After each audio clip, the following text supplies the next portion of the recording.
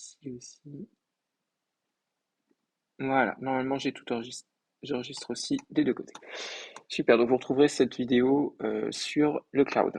Je vous l'enverrai. Donc, on était dans le TD5. Si tout fonctionne bien. Donc, vous n'hésitez pas à me dire s'il y a un problème avec le whiteboard, hein, on s'ajuste. On était dans le TD5 et donc on s'était dit qu'on avait 5.10 à faire. Donc, 5.10. Et donc on vous demandait sur quel ensemble f de x, y. Donc vous n'hésitez pas à participer hein, si vous avez des questions et même si vous voulez proposer une réponse. Et vous pouvez bien sûr allumer vos caméras. C'est toujours plus sympathique. Plus y4. Et sinon 0, donc c'est si y.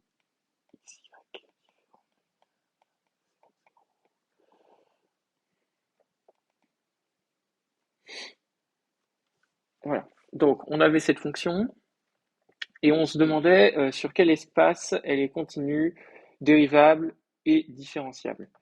Alors, la première question, c'est donc la continuité. Alors, il est évident, ça je ne vais pas reprendre avec vous, qu'elle est continue partout, sauf en zéro. Ça, c'est évident, parce qu'elle est composée c'est une composée de fonctions continues. Par contre, le passage en zéro, enfin le point zéro est un peu plus compliqué, donc je vais vous proposer qu'on regarde ce point-là. Donc, la continuité en zéro.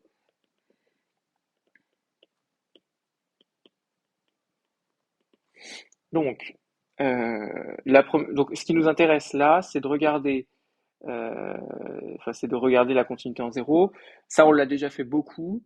On va le faire une dernière fois. On va le faire pour un passage en coordonnées polaires. Donc en fait, ce qui nous intéresse, c'est de regarder la limite quand x, y tend vers 0 de f de x, y. Moi, je vais plutôt dire que c'est la limite quand r tend vers 0 de r cube cos cube θ r sin θ sur r carré cos carré θ plus r4 sin 4 θ. Et ça nous fait donc, en haut, on a du R5, non du R4, pardon. On a du R4 en haut, cos 3 θ sin θ. Et en bas, on a du R2 cos θ plus R2 sin 4 θ. Ça tend bien vers 0. Là, il nous manque un opérateur limite. Voilà. Donc, ça c'était bon, on a bien la continuité en zéro, enfin pour le coup il n'y a rien de nouveau, donc je passe assez vite dessus. Par contre, ce qu'on n'a pas forcément, c'est la dérivabilité. Donc, on peut regarder ça tout de suite. Donc, on va regarder la dérivabilité. Parce que oui, encore une fois, on a la dérivabilité partout ailleurs. Vous savez bien que la fonction x cube y sur x carré plus y4, c'est une équation fractionnaire d'un polynôme et d'un polynôme. Donc c'est parfaitement c'est différenciable, c'est infini différenciable. Et le seul point problématique, c'est potentiellement à l'endroit d'annulation du dénominateur. Donc on va regarder la dérivabilité en ce point. Je le fais pour une seule coordonnée. Comme ça, ça va être rapide. Donc, on regarde quand h tend je le fais pour x, f de h0 moins f de 0, 0 sur h.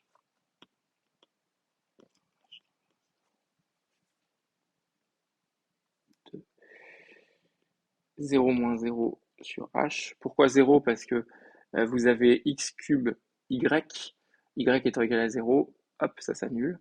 Et ça, c'est bien égal à 0. Voilà. Donc, ça s'arrête là. Je sais pas qui m'écrit sur mon tableau. Hop. Ensuite, peut-être est-ce qu'on a besoin est-ce qu'on nous demande de calculer les dérivés? Oui, on va les regarder parce qu'en fait, on a ce problème de dérivabilité. Et donc moi, je vous propose qu'on regarde la dérivabilité par la continuité des dérivées partielles. Donc, c'est parti pour dériver la fonction. On monte un petit peu. Donc, on est parti. Par rapport à x, ça nous fait du 3x carré y moins x cube y 2x sur x carré plus y au carré.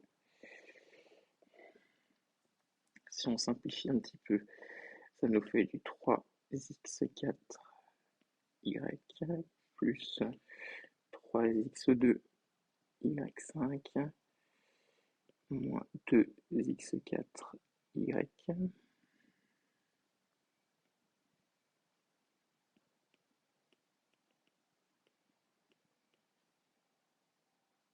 Ce qui fait donc, si je simplifie en direct, hop, vous êtes d'accord avec moi? Il n'y a pas d'erreur de calcul, ça peut arriver, hein. Je le fais en direct. Et donc par rapport à y, ça nous fait donc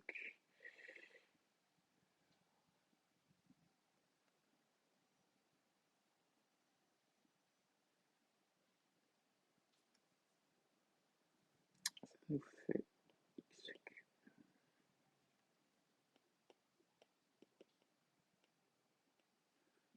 N'hésitez pas à participer, hein, c'est un peu mort. Cube.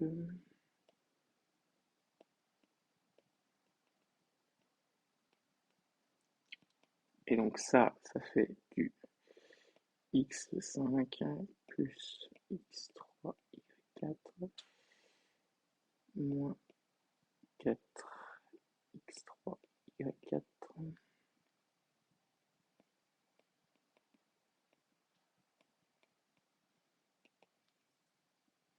Ce qu'on peut simplifier parce que du coup ça va faire du moins 3.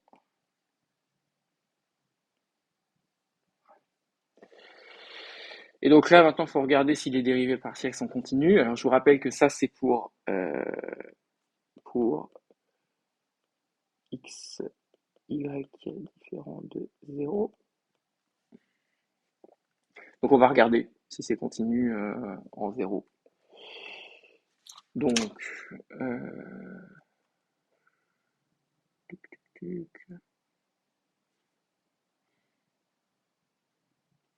alors il y a plusieurs manières de le faire.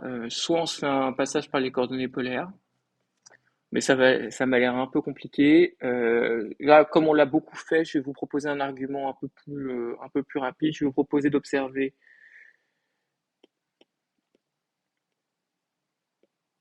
Alors, on observe que la limite quand x tend vers 0, en passant par le chemin y égale x, de d de f dx est égal à 1, ce qui est différent de 0, qui est pourtant la limite quand x tend vers 0 par le chemin y égale racine de x. De df de y. D'où df dx n'est pas continu.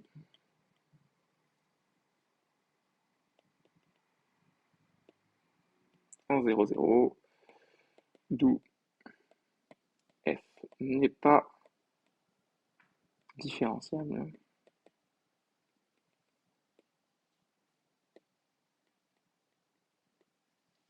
Pour autant, elle est différenciable sur tous les autres ouverts, où sont continues les dérivées partielles. Voilà. Je vous rappelle que vous n'êtes pas obligé de suivre ma progression sur l'iPad, vous pouvez aussi remonter sur le tableau si jamais ça va un peu vite.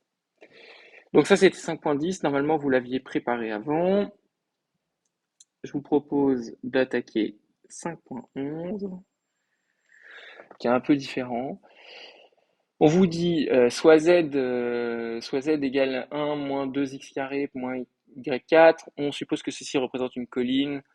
Et donc on regarde un chemin descendant. Donc, on a z est égal à 1 moins 2x carré moins y4. Et donc, en coordonnées polaires, vous savez qu'on aime ça, en coordonnées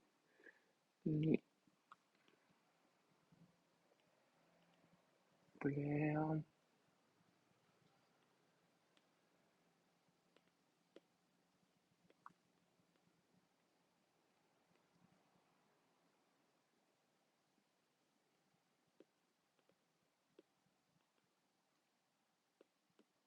Et ρ est égal à 2θ avec θ qui appartient à 0, 3θ.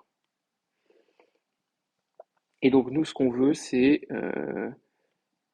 on veut écrire d de z, d de θ. Ce qui ne devrait pas être particulièrement difficile. Donc,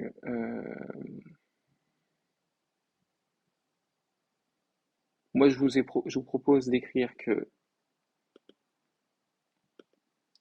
x est égal à 2θ cos θ, y est égal à 2θ sin θ. Ça, c'est à cause, encore une fois, c'est à cause de ça.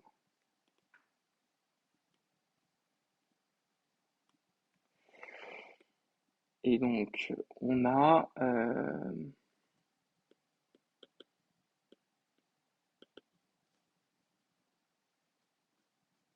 z est égal à 1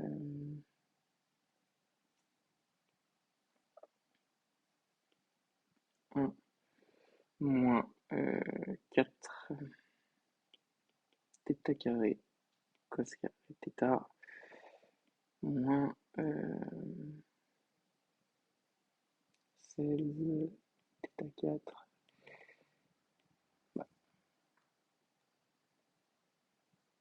Ah, j'ai un freeze sur le whiteboard.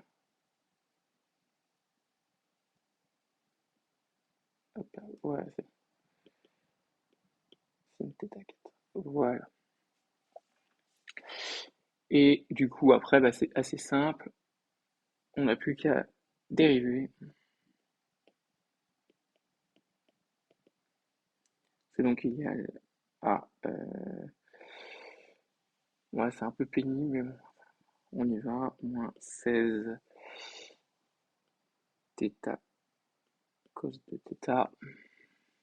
Je vous donne l'expression directement. Moins 16 cos, moins 16 θ cos θ sin θ moins 64 θ cube sin 4 θ moins 64 θ4 cos θ sin 3 θ.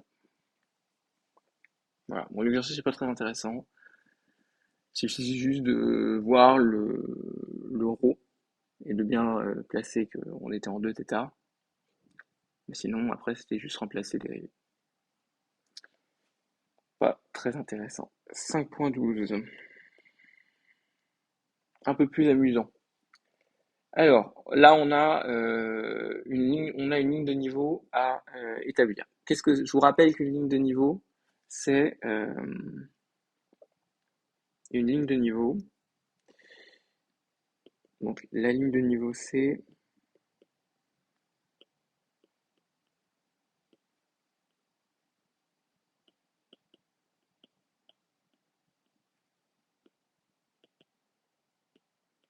l'ensemble euh,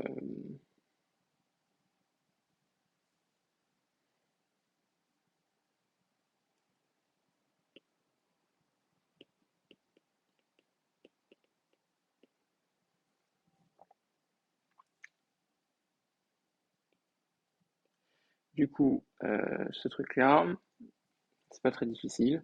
On va poser f de x, y égale c.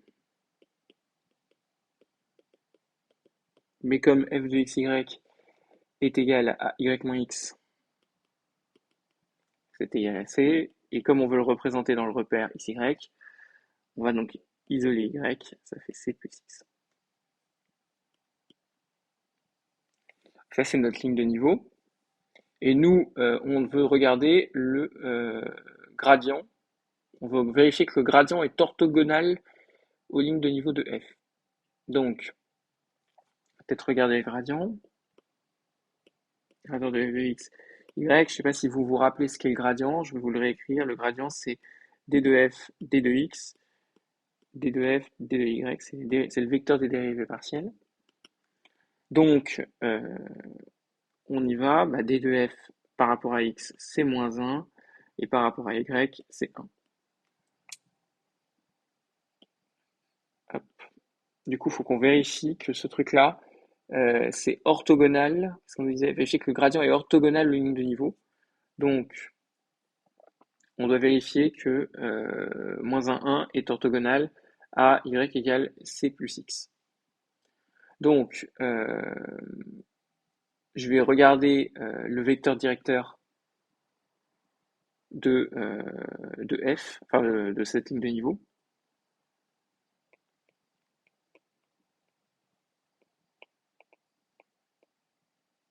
Et là, le vecteur directeur, il est évidemment 1, 1.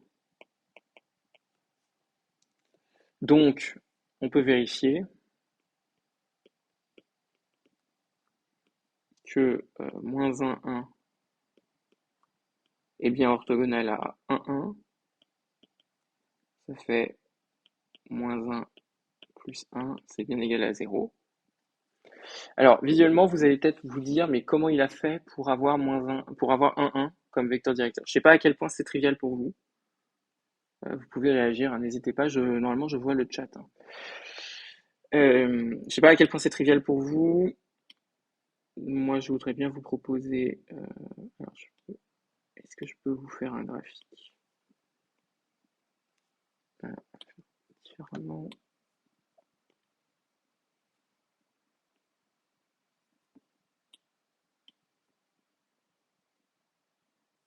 Je ne sais pas à quel point ça rend bien chez vous. Donc, C plus X,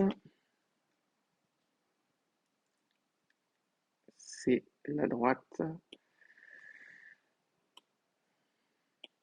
On va mettre en bleu.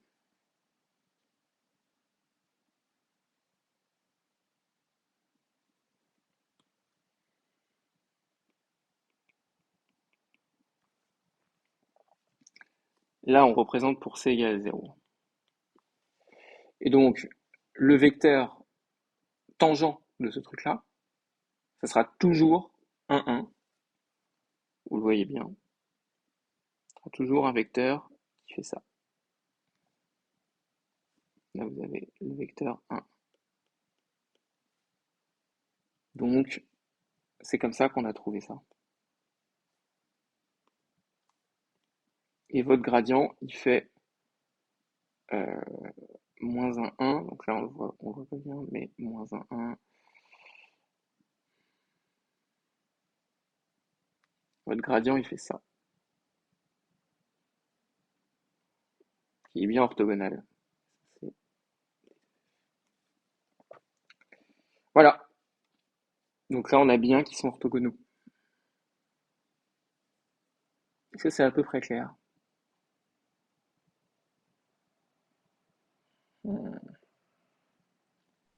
Oui. Super, merci beaucoup. Je me sens moins seul. Alors, je trouve que c'est un peu cet exercice, il est un peu bizarre parce que vous allez me dire vecteur directeur, c'est pas hyper clair et tout. Je trouve l'exercice 5.13 meilleur. Ça, c'est le même, mais avec une autre fonction. Donc, je vous propose qu'on le regarde, ça sera peut-être un peu plus clair pour vous. On va se regarder 5.13.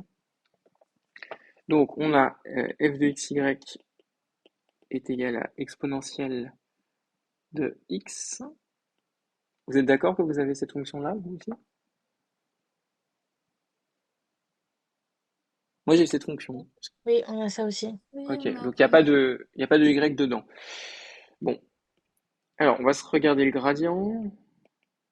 Du coup, ça nous fait le gradient exponentiel x0, ça c'est notre gradient.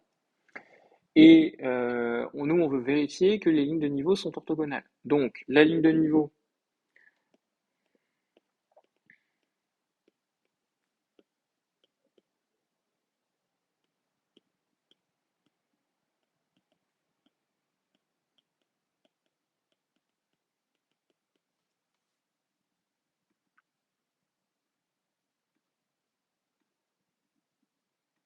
donc la ligne de niveau, c'est égal à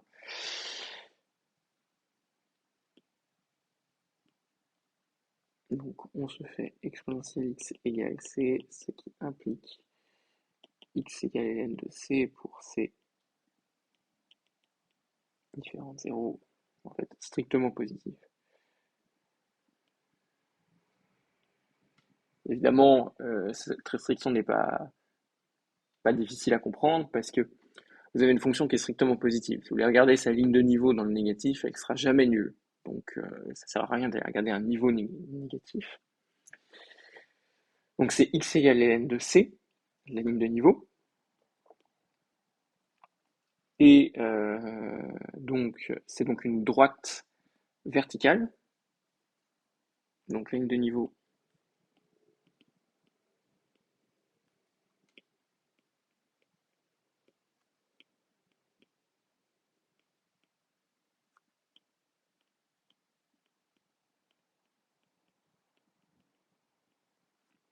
une droite verticale. Elle est donc engendrée, si vous avez fait un peu d'algèbre linéaire, par 0, 1. Et si on regarde, e de x0, ça c'est le gradient, produit scalaire avec 0, 1, c'est bien égal à 0. D'où